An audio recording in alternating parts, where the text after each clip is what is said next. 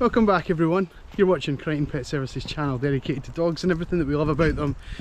I'm Stephen Crighton and you join us on Monday the 14th of October, no, November even, in the afternoon with the more active dogs. We've got 7 of them out today. Quite an interesting mix of the pack. They're very energetic, and yeah, they've certainly given me some good footage, which is great. There's one thing that's annoying me. There's a guy who we've met and he has a dog whistle and he is just, I'm sorry about this, mute now, because he is just walking around doing this.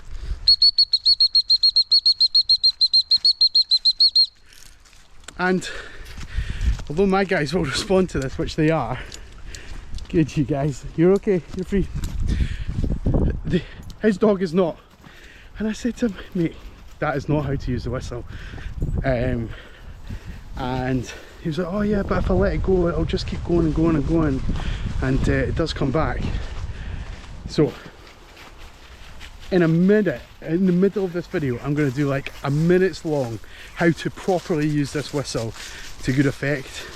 If you've never used a dog whistle before, it's kind of like a beginner's guide to it. There's a couple of things to watch out for. And yeah, apart from that, I'm going to hand you over to the dogs. I'll be back right at the very end, as well as in the middle, to talk about that whistle thing. And yeah, until then, enjoy, look at this scenery, enjoy this beautiful autumnal day.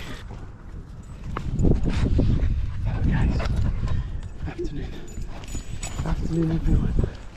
Look at that sun, look at the sun. How are we? Will we go up the hill? Come on, let's go up the hill together.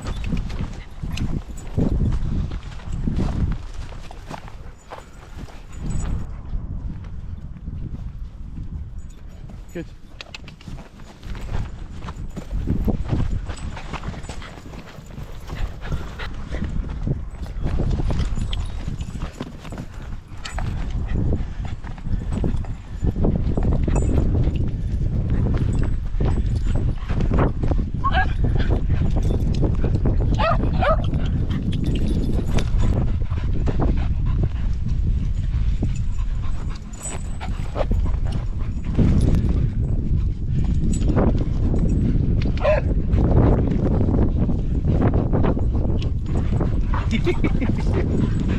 Oh, this is going to end in tears, Dante. Yeah.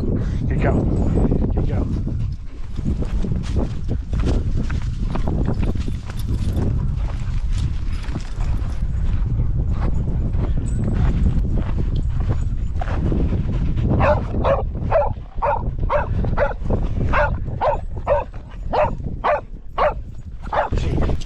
He wants a treat. He wants a treat. He wants a biscuit.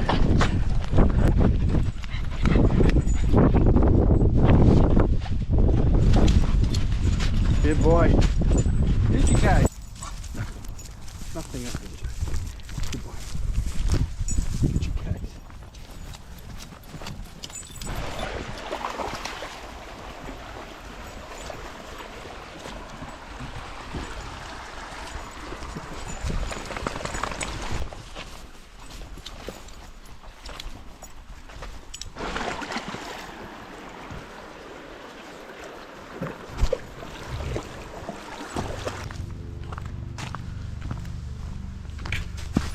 Dante.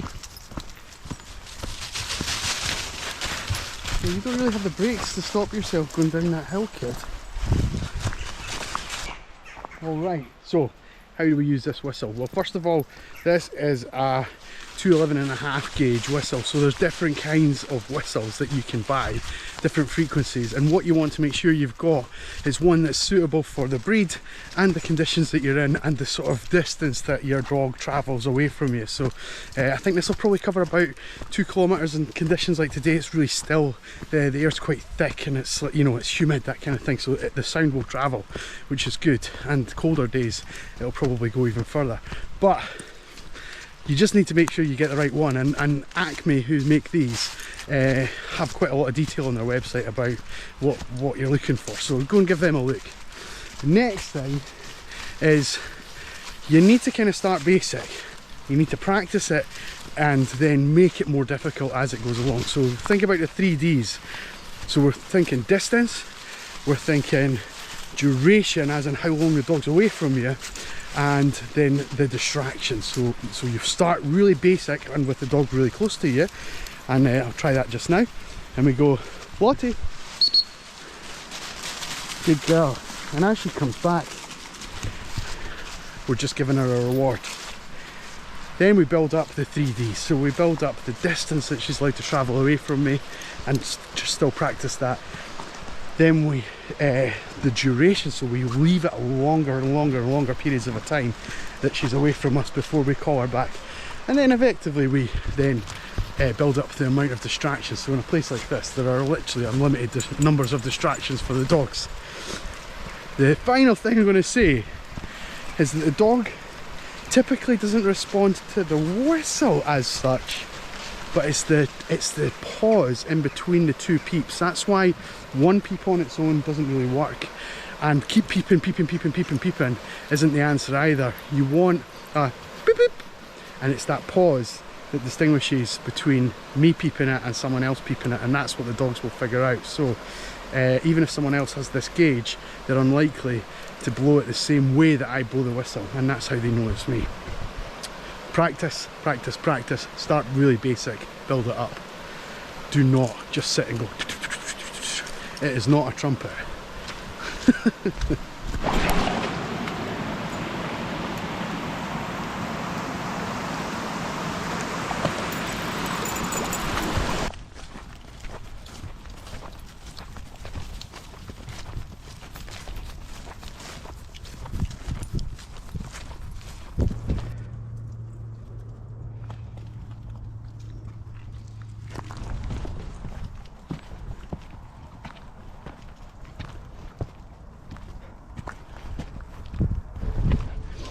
Whoa. You never get easy.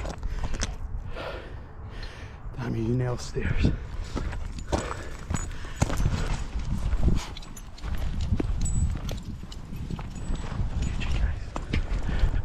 Alright guys, that's us finished up for another day. Hope you've enjoyed it. It's been good fun. We've met lots of dogs that we know and had a good play, as well as having nice fun, especially on this kind of really autumnal day in the woods in particular. It's been really pretty and really stimulating for the dogs, which has been great.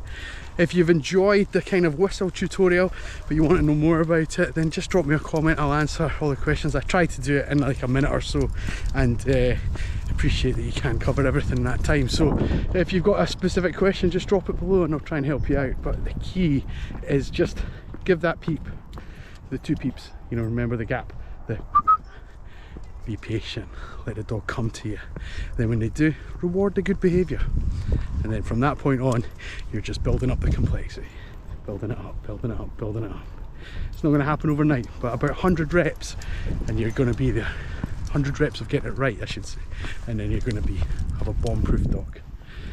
See you in the next walk. Take care. Bye bye. Oh, remember to subscribe.